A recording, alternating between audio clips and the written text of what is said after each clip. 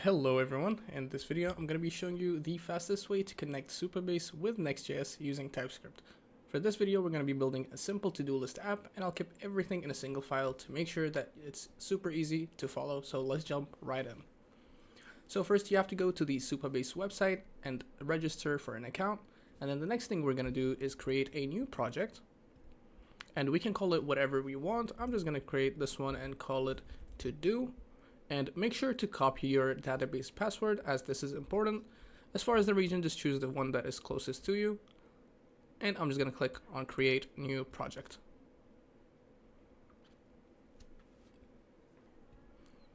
After you create your new project, the website is going to tell you that it is setting up the project and you're going to get the API keys. So while that is going to be happening, we're going to start our Next.js application. So I'm going to open up the terminal. And I'm going to make a new directory and I'm going to call it to-do. And we're just going to go to the to-do. And to create a Next.js application, we're just going to use npx create next app at latest. And we're just going to call it to-do app. And we're going to do -- TypeScript. So it's going to tell us to install this package. So we're just going to click Y and click enter. Okay, so for the settings I'm going to be using, I'm just going to click yes, yes, yes. Are we going to use app router? Yes. Turbo pack? No. And just default options for everything else.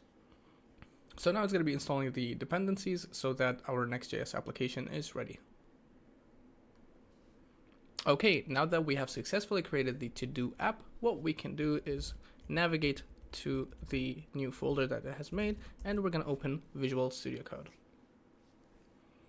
All right, perfect. So now we are in Visual Studio Code, and now we can actually start doing the code. Before we start doing the code, we have to install the Supabase package. So we go to the terminal, and we're just going to do npm install @supabase /supabase-js. And this basically will be creating or installing the package that we will need so we can configure Supabase inside of our project. All right, now that the package is installed, the next thing we need to do is to add our environment variables. So we're going to come here, create a new file, and we're just going to call it .env.local. And here what we're going to be doing is have the two variables that we need to connect our database to our Next.js. So for the two environment variables that we need to add, they are next _public _supabase _URL. And this would be the URL which we can find by going to the project settings and going to API, and we're just going to copy this one and we're just going to paste it here. And the other one we're going to be needing is our anonymous key. So we're just going to do next _public _supabase _anon _key, and we're just going to paste it, and it's going to be this one right here. And that's pretty much it when it comes to the environment variables. And now we're just going to create the to-do list app in our source app page.tsx. All right, so we have so many things here. I'm just going to remove everything and start over. So for this one, we're just going to delete everything. And the next thing we're going to be doing is to import useState. And we're also going to be needing useEffect from React.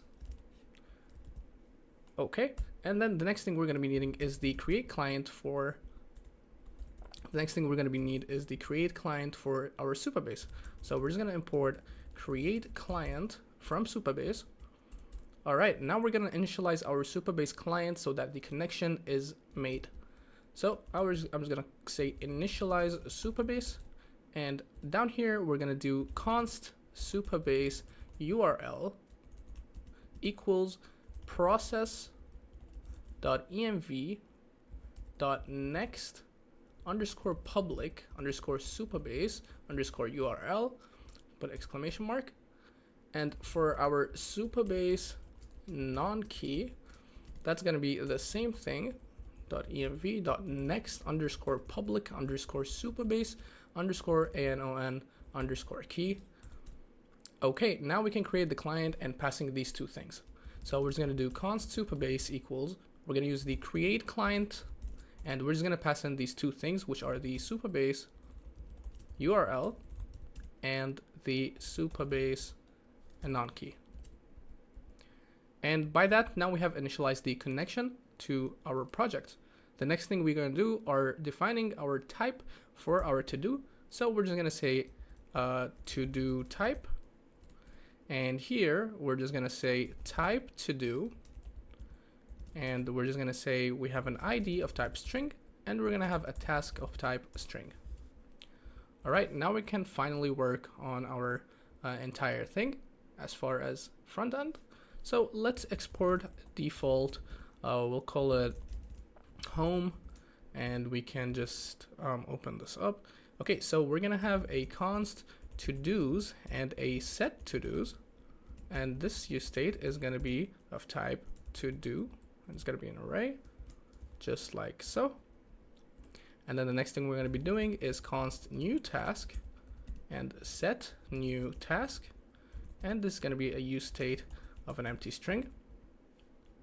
Now we can use a use effect to fetch the to-dos. I'm gonna say fetch to-do, and we're just gonna use a use effect, and the way we're gonna make it is just like so. So we're gonna have a fetch to-dos function, which is going to be an asynchronous function.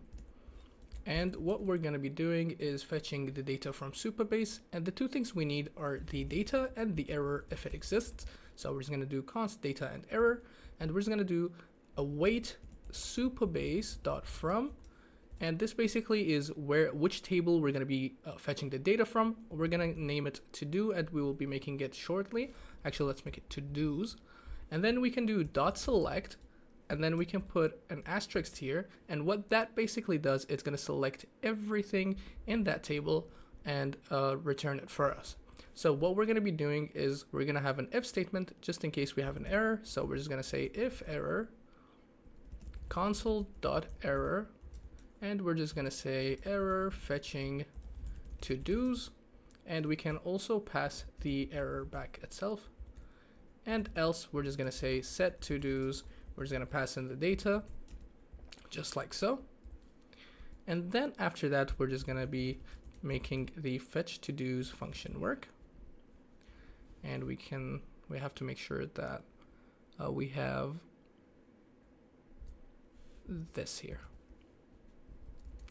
Perfect. So this is when it comes to the fetching the to-dos. Now we're just going to say adding a to-do, or we'll just say, yeah, adding a to-do item. All right, for this one, it's also going to be an asynchronous function. So we're just going to do const add to-do, and we're just going to make an asynchronous function just like so. For this one, we're just going to say if new task dot trim, and then empty string, we're just going to say return. This is just going to check if the task is empty, and then we're just going to do const data error, and we're just going to do equals await supabase dot from. We're just going to put the table name again, and for this one, instead of select, we're going to be doing insert, and that way we can actually insert our data into the table. So for that, we're just going to do it this way, and we're just going to put task, and that is going to be our new task.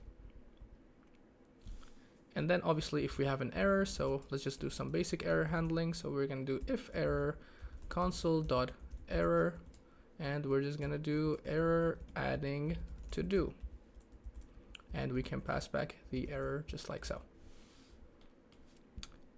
And if that is not the case, we're just going to do set to do's, and we're just going to put pref to do's to do's, and here we can just do it like this. I'm going to put the data here and put 0.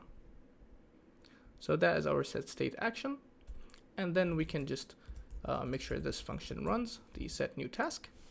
All right, now we can go to our return function and make sure that everything is perfect and displayed. So now as far as the front end, we're just going to do a return. And basically here, we're just going to have the main. Let's just put a simple style. Let's do padding to rem. Obviously, you can do the styling however you want, where this is just a basic thing I'm doing. We can have an h1 and we're just going to say to-do list. And obviously we can run the app right now to see how it is being worked. So we can just open this right here, and we can put our Visual Studio Code here. So it says you're importing a component that needs use state. So if you have that error, just make sure that you put use client here, because use state and those are considered a client component. That's why they are not showing here. You can ignore this error for now, because we haven't initialized our table in the database.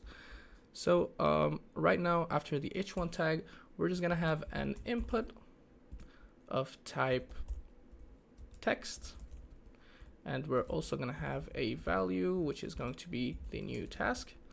And then we're gonna do on change, and we're just gonna pass this like so. Set new task e dot target value dot value, just like so. And we can also add a placeholder. We're gonna call it add new task, and this one is going to be a self-closing tag. Okay, now we can have a button, and we're just gonna say on click add to do. So this is the button that's gonna just add the task after we type it in our input. We can just put some styling here. We're just gonna say margin left equals 0.5 rem. Okay, and then after we close this tag, we're just gonna write add task, just like so. So now we have our button. Okay, so the last thing we're gonna be doing is have an unordered list, so we can fetch our data and display it on our website. So we're just gonna do ul. Okay, so after the ul, what we're gonna be doing is we're gonna do todos.map.